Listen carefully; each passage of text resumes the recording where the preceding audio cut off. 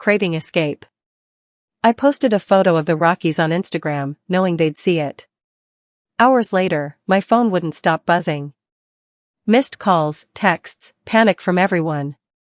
They realized I was gone, but I wasn't ready to talk. What happened next changed everything, and I'll never see my family the same way again. Stick around to find out why. Have you ever been left out by your family? Drop your story in the comments and hit that subscribe button to see how I took back control. Growing up in Lincoln, Nebraska, I was always on the sidelines of my family. I'm Nancy Harper and my sister, Ellen Harper. 5 years younger was my parents' everything. My parents, Lawrence and Shirley Harper, made their favoritism clear.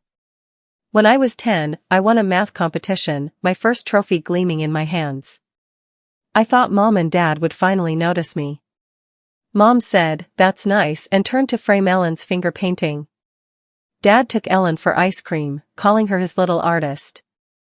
I hid my trophy in a drawer, my pride crushed. But Grandpa Milton saw me. He slipped me a worn copy of Charlotte's Web and whispered, "You're sharp, Nancy. Don't let anyone dim your light." His words were my anchor the only time I felt seen. By 16, the pattern was unbreakable. For my birthday, I got a card with $10 inside, while Ellen at 11 got a new bike with a shiny bow. I started working at a diner after school, saving for college, knowing I'd get no help. Ellen got new clothes every season, no questions asked.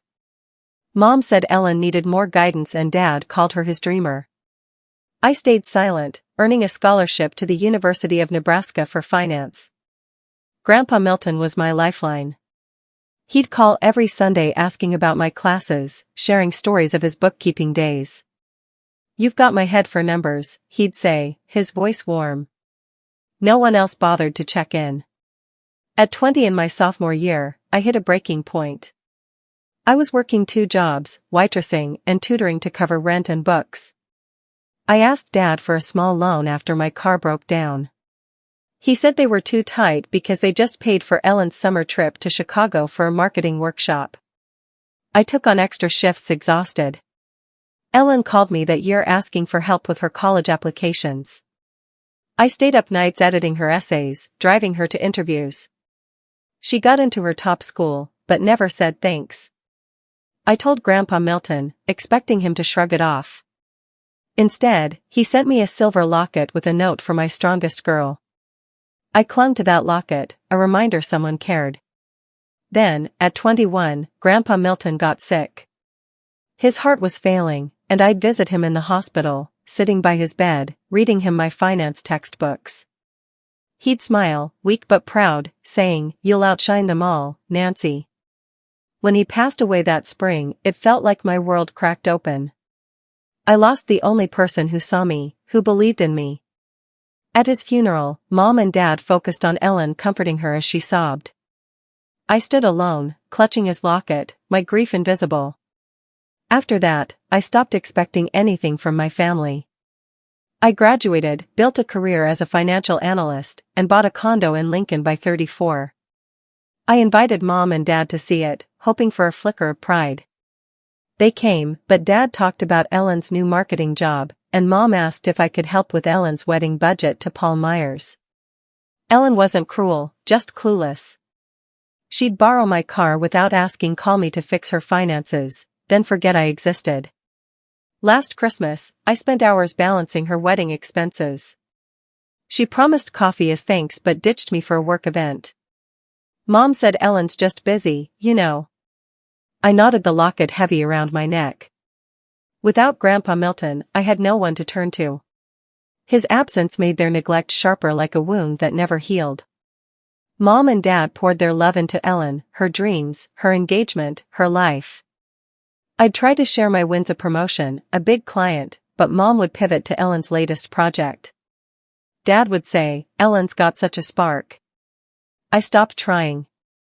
Grandpa Milton's words echoed in my head. "Don't let anyone dim your light."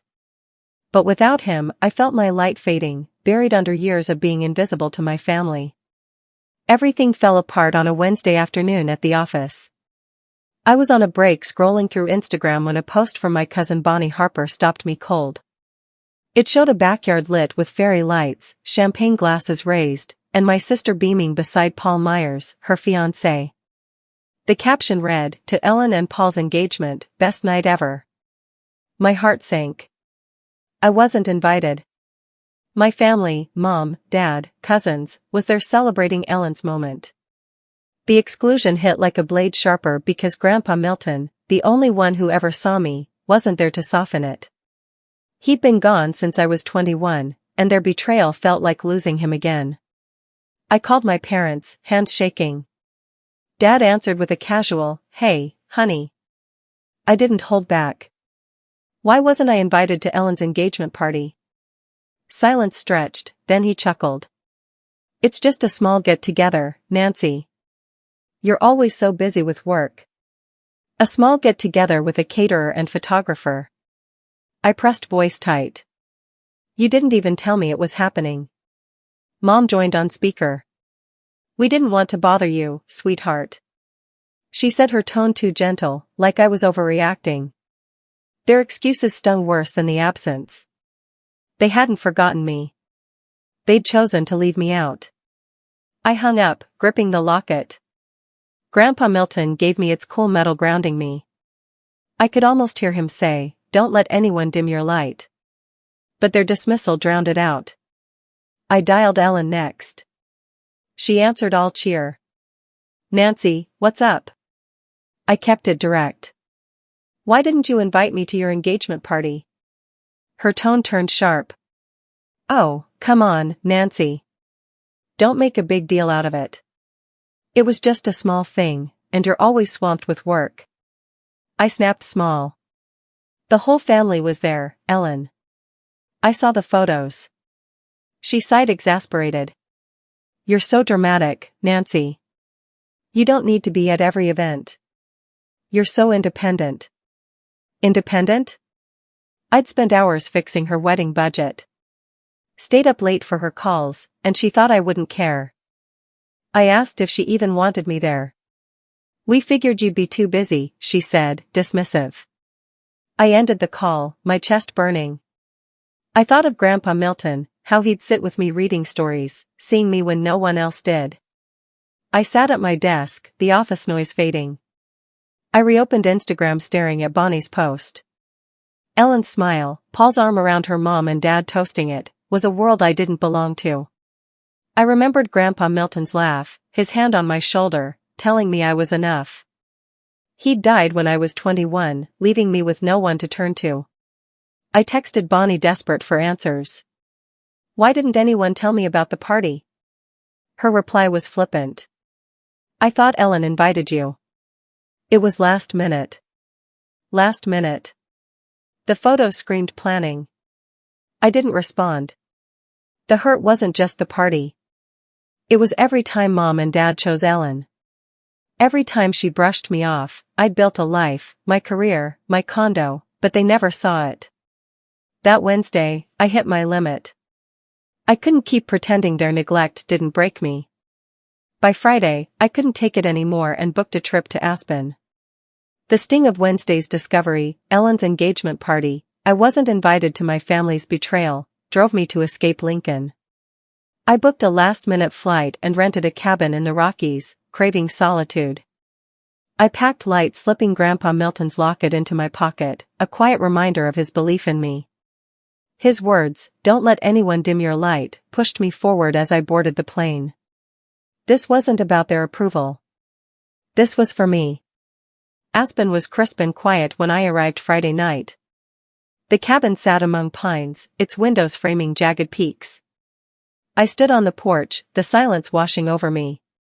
For years I'd carried Mom and Dad's favoritism, Ellen's dismissals, but here I felt a spark of freedom. I could be Nancy Harper, not the sister or daughter they overlooked. On Saturday, I hiked a trail near Maroon Bells, the mountains sharp against the sky. I met Nathan Brooks, a climber with a calm smile, sketching by a stream. We talked first about the trails, then about my family's exclusion. "Sounds like you're carrying their weight," he said. "Maybe it's time to let it go." His words echoed Grandpa Milton's advice to live for myself, loosening a knot in my chest. By Monday, I wandered into Aspen's town, browsing a local market alive with the scent of fresh bread. At a diner on Main Street, I met Margaret Olson, the owner, a woman with a warm laugh and steady gaze. I shared my story over coffee, the party my parents' excuses. Ellen's indifference. Margaret nodded, wiping the counter. I left my family's expectations behind years ago, she said. Built this place instead. Boundaries aren't selfish, they're survival. Her words hit deep, reminding me of Grandpa Milton's lessons about standing tall. I bought a leather journal at a craft fair that afternoon, scribbling thoughts about who I could be without their validation. On Tuesday, I posted a photo of the Rockies at dawn on Instagram, captioned, "Chasing my own light." It was deliberate. I wanted Mom, Dad, Ellen to see I was thriving without them. The next day, my phone buzzed with a notification. Ellen's public post, a photo with Paul Myers captioned, "Family means everything, but some choose to make us look bad with their solo stunts." The words burned. She meant me twisting my trip into an attack. I wanted to call her to demand why she'd paint me as the villain, but I stopped remembering Grandpa Milton's voice urging me to be enough on my own. Her post was her guilt, not my shame. I didn't respond. By Thursday, I was back at Margaret's diner, writing in my journal. She refilled my coffee, smiling. "You look stronger," she said. I told her about Ellen's post, how I'd chosen silence. "Good," she said. "You're choosing yourself." I wrote, "My worth is mine." It felt like a vow. I thought of Grandpa Milton, how he'd sit with me as a kid, telling me I could be anything.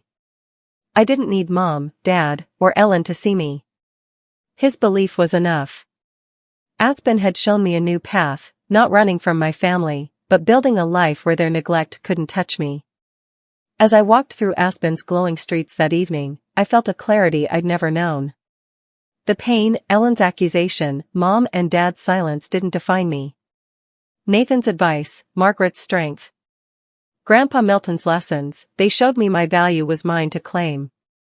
I'd spent years chasing their approval, but here I saw it. My worth didn't depend on them. I was done living in their shadow. I was ready to live for myself, to build a life on my own terms. By Saturday, my phone wouldn't stop buzzing. I was still in Aspen, sitting in a quiet cafe, the taste of black coffee grounding me after a week of carving out my own space. My Instagram post chasing my own light had just spread by my family in Lincoln, and they were in a frenzy. Notifications lit up my screen, messages from Mom, Dad, Ellen. The same family that excluded me from Ellen's engagement party now wanted my attention. I opened my phone, scanning their words, each one dripping with panic, not remorse. "Dad," Lawrence Harper texted first. "Nancy, this post is out of line. Call us now." Mom, Shirley Harper, sent a softer plea. "We're worried, sweetheart. Let's talk."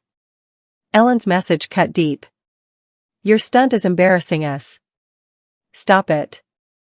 Their urgency wasn't about me. It was about their image. They hadn't cared when they left me out of the party, but my public claim to freedom had them scrambling. I thought of Grandpa Milton, how he'd urged me as a kid to live my truth. His words steadied me as I read their demands. My phone rang. Bonnie Harper, my cousin. I picked up, bracing for her usual lightness, but her voice was tight. "Nancy, it's chaos here," she said. "Ellen's post about you making the family look bad backfired. People are commenting saying she was wrong to exclude you.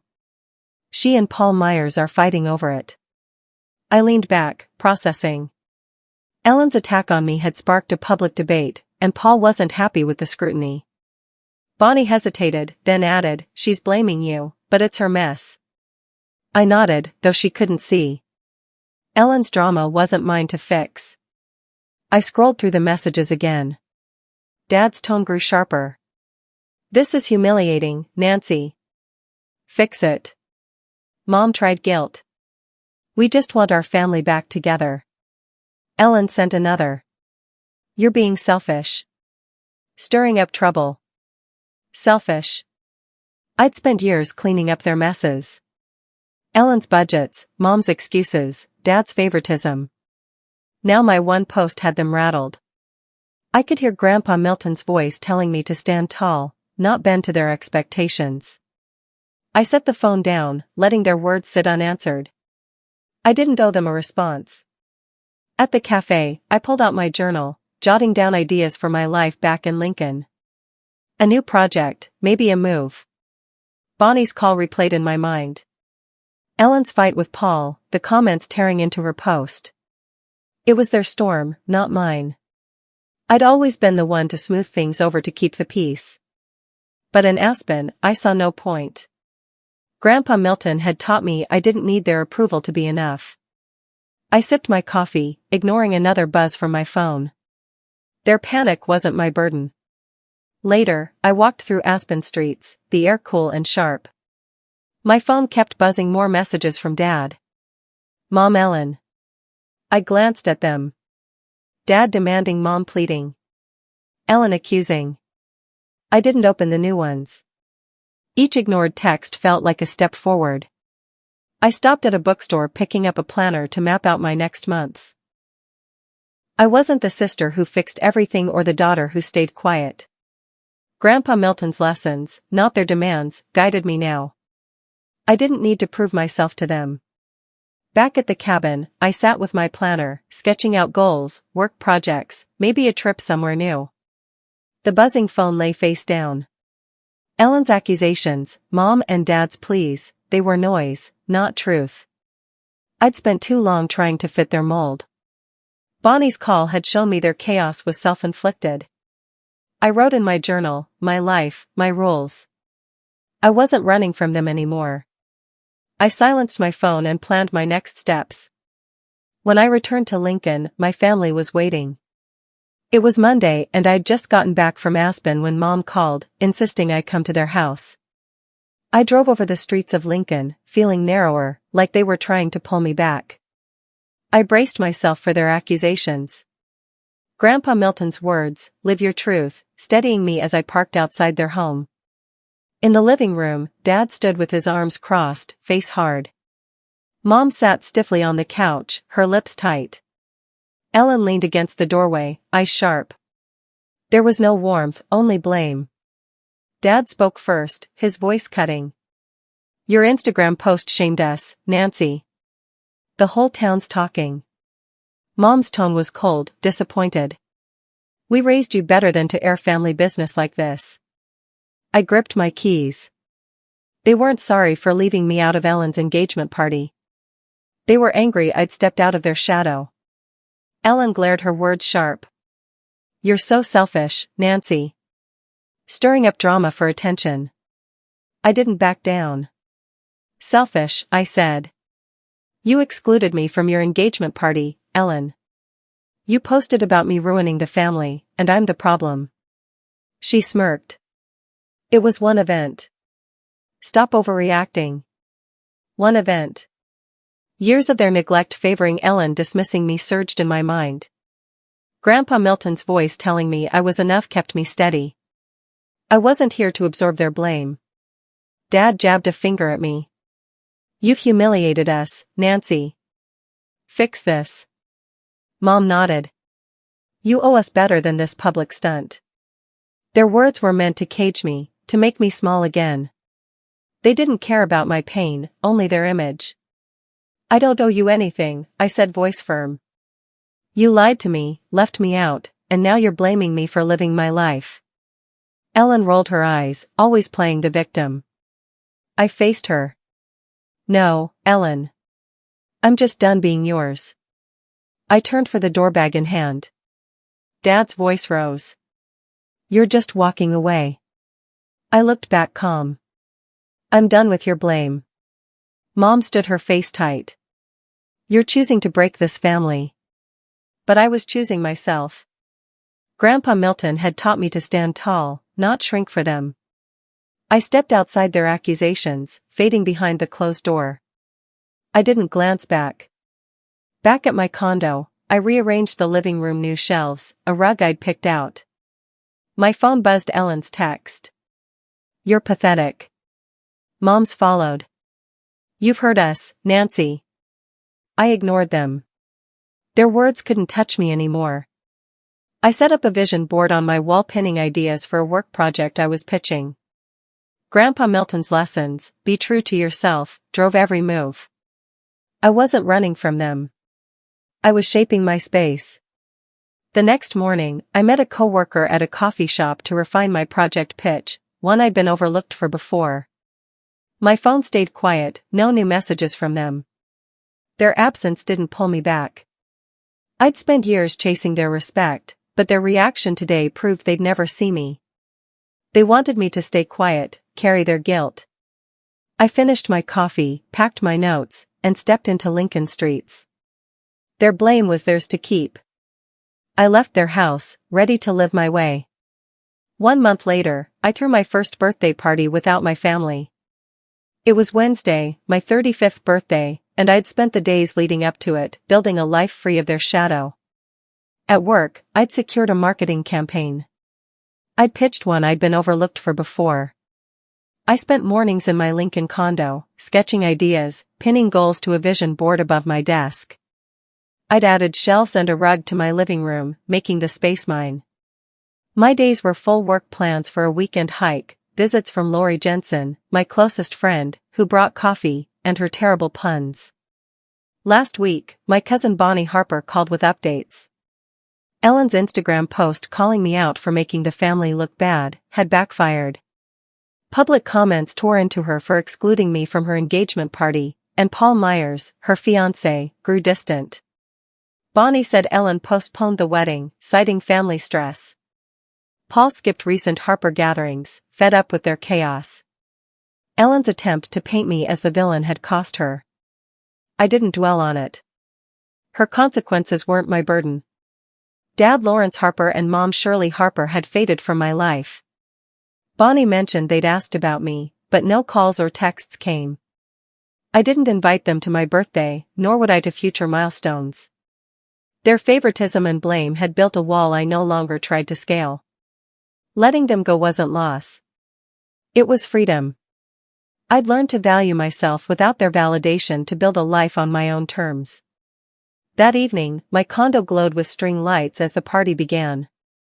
Lori Jensen helped me set up a playlist of homemade cake, new cushions on my couch. The absence of Dad, Mom, and Ellen didn't sting. I'd carved out a space that didn't need them to feel whole. Lori poured wine, grinning. "This place is all you, Nancy. No family drama allowed." I clinked my glass against hers, laughing. The party was small: coworkers and neighbor Lori, but it felt right. We danced to the playlist, shared stories over cake, and laughed under the soft glow. I didn't check my phone for messages from my family. They hadn't reached out since our confrontation, and I hadn't invited them. Their silence was their choice, just as this night was mine. As the night wound down, guests lingered, swapping final stories. Lori and I cleared plates, her hug warm and tight. "You're unstoppable, Nancy. Happy birthday." I smiled, stacking dishes. This night wasn't about proving anything to Dad, Mom, or Ellen. It was about living for myself. I'd learned self-respect meant drawing lines, even if it cost me ties with them. Their absence didn't define me. My choices did. I touched the locket Grandpa Milton gave me, a reminder of my worth. His belief in me anchored my resolve to keep moving forward. After everyone left, I locked up, checking my phone. No texts from my family, only birthday wishes from friends. I'd built a life free of their blame. Ellen's postponed wedding. Dad and Mom's isolation. They were reaping what they'd sown. I'd chosen to honor my worth, to walk away. Self-respect wasn't just standing up. It was letting go. I raised a glass, alone my future mine to shape. To everyone who's followed my story, thank you for listening. I've learned that setting boundaries can hurt, but it's how we honor our worth. What's your story? Have you ever chosen yourself over family? Share your thoughts below. I'd love to hear them. And if this resonated, please subscribe to my channel for more. Your support means everything.